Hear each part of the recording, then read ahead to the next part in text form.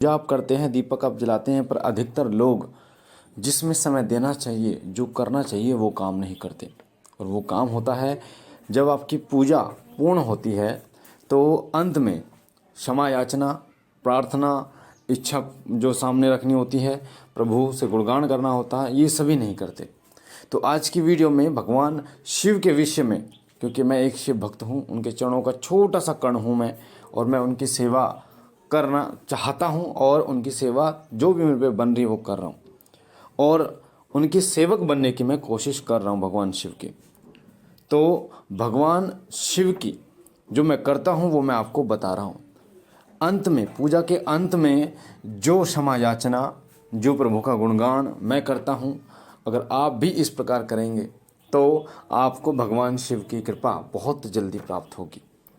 इसे सुनकर अगर माता दुर्गा के कोई भक्त हैं, हनुमान जी के कोई भक्त हैं, भगवान श्री कृष्ण के कोई भक्त हैं, अगर वो मुझे कमेंट करेंगे तो मैं इसी प्रकार की स्तुति उनके लिए, उनके इष्ट देव से जुड़ी आपको मैं प्रस्तुत करूंगा अगली वीडियो में।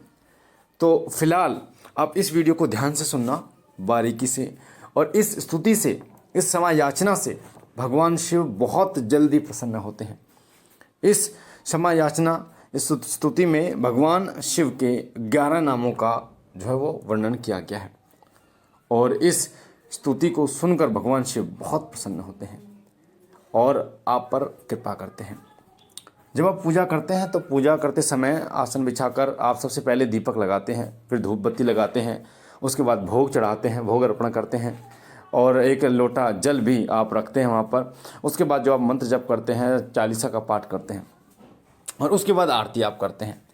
आरती के बाद महत्वपूर्ण होता है कि आप क्षमा याचना करें, आप प्रभु को याद दिलाएं कि प्रभु मैं एक तुच्छ सेवक हूँ आपका, और मुझ पर निगाह करें, मुझ पर नज़र करें, मुझ पर अपनी दया की दृष्टि करें। हे प्रभु, मैं अज्ञानी मूर्ख हूँ, आपके सेवक हूँ, प्रभु मुझ पर कृपा करें। तो जब आप प्रभु से इस प्रकार से विनती करते हैं, बाबा भोलेनाथ से, तो वो कृपा करते हैं। तो आइए मैं आपको बता देता हूँ क्या वो विनती है, क्या वो क्षमा याचना है, क्या वो स्तुति है भगवान शिव की, जिसमें भगवान शिव के 11 नाम सम्मिलित हैं, और भगवान शिव इसे सुनकर बहुत जल्दी प्रसन्न होते हैं। तो आइए शुरू करता हूँ। मैंने आपको बता दिया, जब आपकी पूजा पूर्ण हो जाती है उसके बाद आपको करनी होती है। भगवान शिव के मुखमंडल को देखते हुए आपको ये स्तुति करनी है। हाथ जोड़ने हैं, हाथ जोड़कर हाथ आपके हृदय के पास होने चाहिए, और भक्ति भाव के साथ एक पिता के सामने जिस प्रकार से आप बिलखते हैं उस प्रकार से आपको ये स्तुति करनी है। तो मैं शुरू कर रहा हूँ। आपको बोलना है कि हे दीनानाथ, हे दीन दयाल, हे करुणाकर, हे भक्तवत्सल, हे कृपालु दयालु, भक्तों के रखवाले, भक्तों की झोली भरने वाले, हे 3 लोक के नाथ, हे 3 लोक के स्वामी, हे गंगाधर, हे सती प्रिय, हे विष्णु प्रिय, हे महादेव कैलाशपति, हे नीलकंठ महादेव, मैं तो अज्ञानी, मूर्ख, पापी और अधर्मी हूँ, आपकी शरण में हूँ। हे भोलेनाथ, मुझ बालक को अपने चरणों की धूल समझ क्षमा कीजिए। हे प्रभु, मुझ बालक को क्षमा कीजिए, क्षमा कीजिए। 3 बार आपको बोलना है। हे अर्धनारीश्वर, हे प्रब्रह्म परमात्मा, मुझ सेवक पर कृपा करें, दया करें। हे प्रभु, हे राम प्रिय, मुझे अपने चरणों की भक्ति प्रदान करें। हे भोलेनाथ, हे चंद्रधारी, हे त्रिशूलधारी, हे कालों के काल महादेव, जिस प्रकार आपने अपने भक्तों को तारा, भक्तों की झोली भरी, मनोकामना पूर्ण की। हे महेश्वर, हे आशुतोष, प्रभु मुझ पर कृपा करें। हे शंभुनाथ, हे महाकाल, मुझ पापी पर कृपा करें, कृपा करें, कृपा करें। ये 3 बार आपको बोलना है। ये स्तुति है, और यही क्षमा याचना आपको बाबा भोलेनाथ के समक्ष उस समय पर करनी है जिस समय पर आपकी पूजा पूर्ण हो जाती है।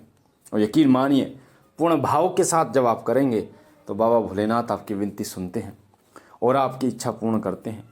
यकीन मानिए, इस स्तुति को, इस क्षमा याचना को अगर आप लगातार 21 दिन कर लेते हैं सुबह शाम, तो मैं बाबा भोलेनाथ को साक्षी मानकर कहता हूँ कि वो कृपा करेंगे, वो मेरी भक्ति के फल स्वरूप आप पर कृपा करेंगे।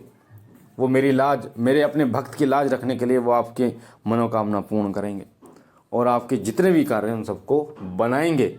जो कार्य आपके हित के लिए होंगे, जो कार्य समाज कल्याण के लिए होंगे और दूसरे के हित के लिए होंगे। तो इस स्तुति को, इस क्षमा याचना को आप सुनकर, 2 बार सुनकर, 3 बार सुनकर आप एक पेपर पर लिख लीजिए। आप इसे अपने मंदिर की दीवार पर चिपका सकते हैं, जहाँ पर आप लास्ट में खड़े होते इसे पढ़ेंगे, जिस प्रकार आरती पढ़ते। यकीन मानिए, पूर्ण विश्वास के साथ आप करेंगे तो बाबा सुनते हैं।